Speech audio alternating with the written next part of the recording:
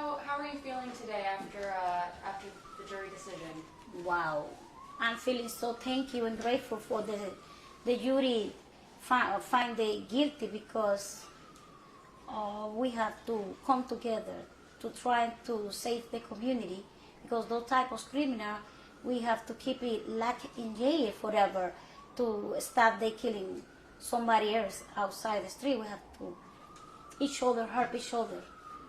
Thank you to everyone who make that possible, and I need to have everyone together again for the next trial, because we don't finish yet. Was these two ones who they said was the leaders, was this an important decision for you? These two in particular? Definitely, all of them for me going in one, because they acting together. They was the leader, they was the low one. All of them, they killed my son, so they deserve life in prison without parole. But if they give him 25 to life, they deserve it. I'm fine with that for now. Yo, what it is, man? Keep It G blogger, man. Thank y'all for tuning in for another episode of Keep It G News, the realest, rawest news channel for the streets. The only probably news channel for the streets, straight up. And that was just Junior Felix mother speaking on the guilty verdicts like about 4 months ago of the two gang leaders that was convicted of brutally murdering her son. You feel me? The guys was named Diego and Frederick. Caught 25 years to life, and she was very pleased with those sentences. I mean, very pleased. But as we know, as y'all just heard her say, it was more people. And she was expecting the same type of sentences for the rest of these defendants. You know? And I'm going to take y'all back through that video. Just to, we got to relive it again. I know it's hard, it's painful. But to understand where I'm going at with this video, we're going to have to watch it again. Because I don't think justice was served completely in this instance. I don't. I mean, though there were 2 life sentences, the last 5 or 6 defendants pled guilty yesterday. And these sentences they got, I think they was lenient. But it could be me. I want to hear y'all opinion. You feel me? But before we do all that and go back to the courtrooms and figure this out, we're going to go to the streets of Bronx. Now, for the first time, Pix 11 is showing you the final leg of the 4-block chase that led to Junior's murder. It's the first time you're seeing Junior's desperate dash, the teen emerging into view under the streetlights of Bathgate Avenue, as a white Acura and another car are right on his heels, 2 other cars nearby. Pix 11 has reviewed at least a dozen different camera angles that show various perspectives of the chase and what happened inside and outside the bodega. This video from 543 East 183rd Street picks up the last block of the hunt for Junior. Suspects identified as Jose Muniz in the white t-shirt, Jose Tavares dressed in black, and Danelle Fernandez wearing a green do-rag are walking or running with steely-eyed conviction. You can see a quick flash on the right in this camera angle. That's Junior trying to reach the bodega. The first suspect was only 4 seconds behind Junior, Tavares peering over the counter and doubling back outside to summon others. The suspect identified as Janaiki Martinez Estrella in a red hat, moving to a corner and tucking a huge knife under his red shirt.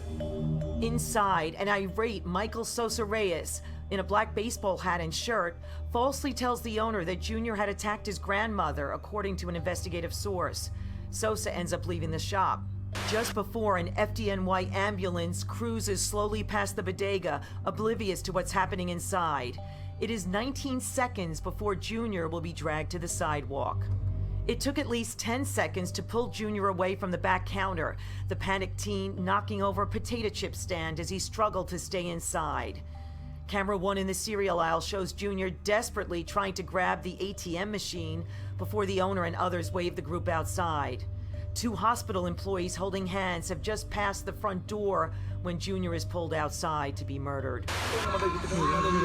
Police say the frenzied attack took 20 seconds, starting with Muniz hacking at the teen with a machete and Elvin Garcia, a scarf over his face, plunging a knife into Junior 5 to 8 times.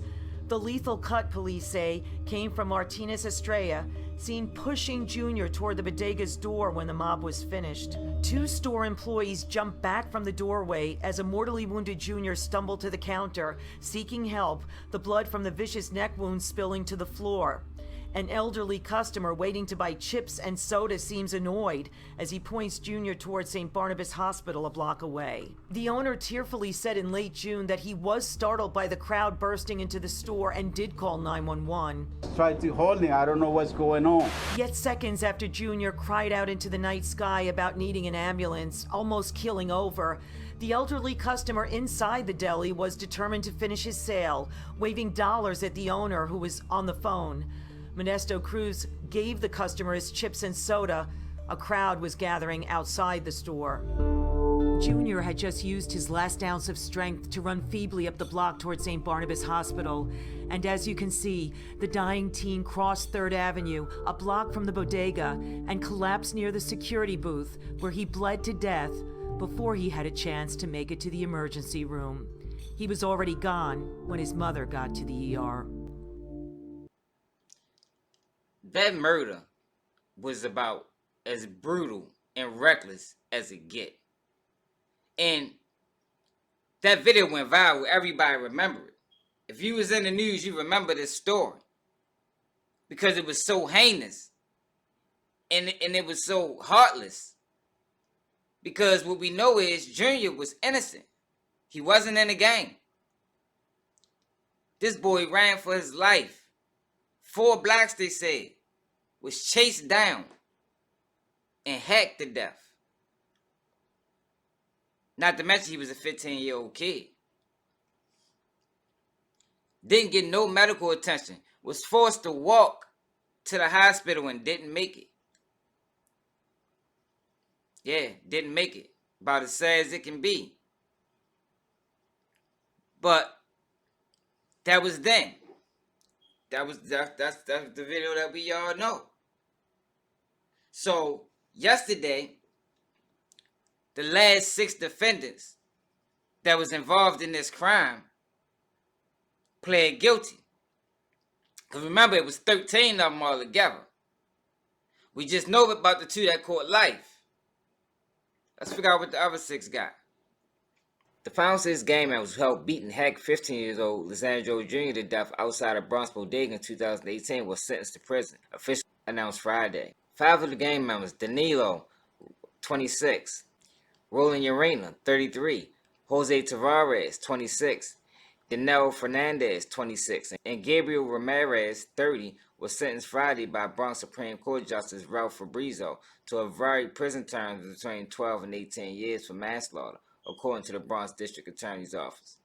A 6th man, Luis Santos, 29, was sentenced Thursday to 12 years in prison on the same charge, officials said. These were the final defendants of the 13 who were charged in the case. Bronx District Attorney Darcel D. Clark said in a statement that the sentences bring closure to the criminal justice aspect, but does not bring an end to the pain Junior's family and friends still suffer. They will never recover from this immense loss, but we hope it brings some peace to the community and knowing that these defendants will be in prison for years, he added. GUZMAN-FELIZ was brutally beaten on the sidewalk outside a Bronx bodega and struck with a machete in the neck in a gruesome caught-on-camera attack in June 2018.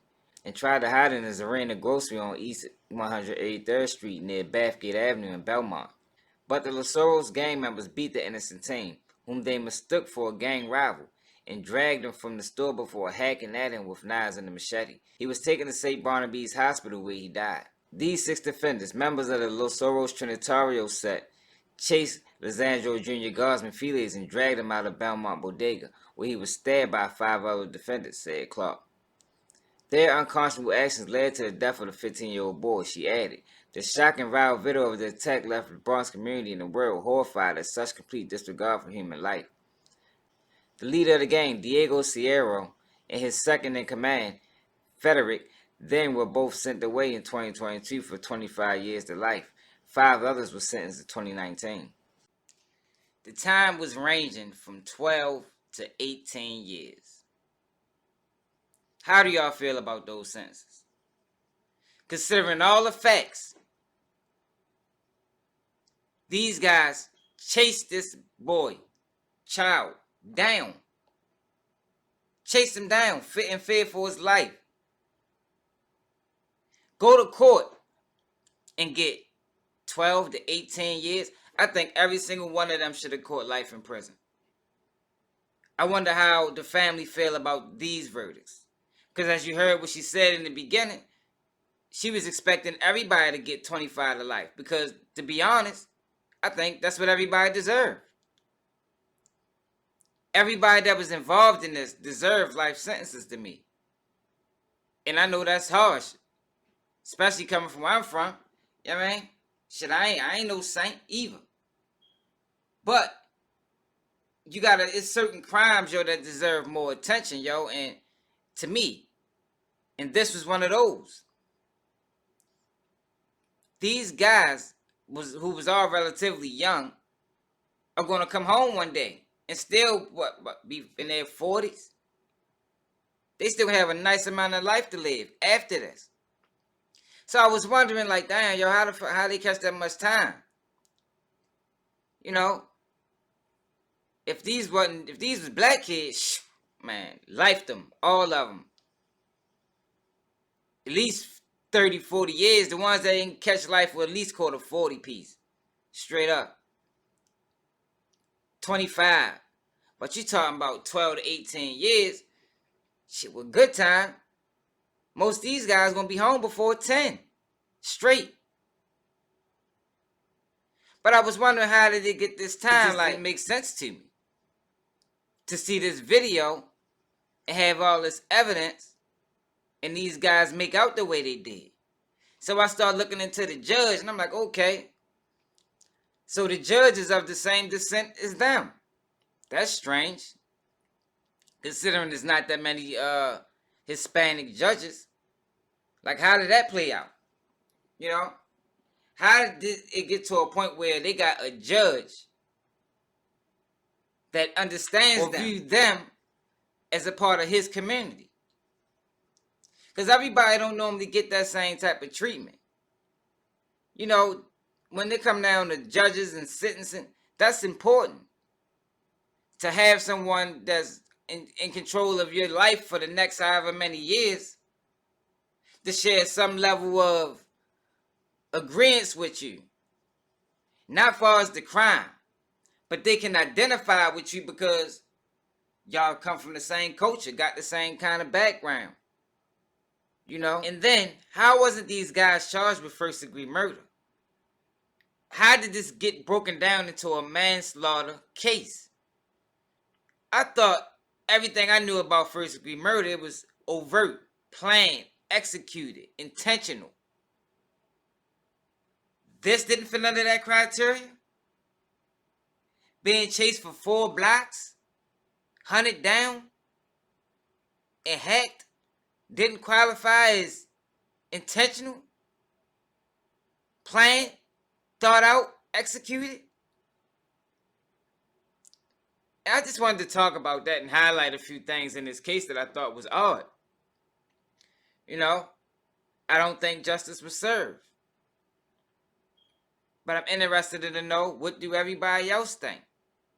And it's 2 things that I told y'all that happens when you got these high-profile cases that die down. Either it dies down because these people are ready to get railroaded and they don't want nobody to know, or these people are ready to get leniency and they don't want nobody to know. And in this case, it was the latter. Because when this first happened, this video was everywhere, millions on millions of views. But how many people knew about this sentences that got handed down yesterday? Straight up. How many people knew this? Because I haven't seen it everywhere. Maybe in the articles. But it haven't been plastered on every news site like it was when it first happened. Let me know how I feel about this in the comments, man. Thank y'all for tuning up episode of Keep It G News, man. The realest, rawest news channel on YouTube. You ain't gonna find this nowhere else. I'm out.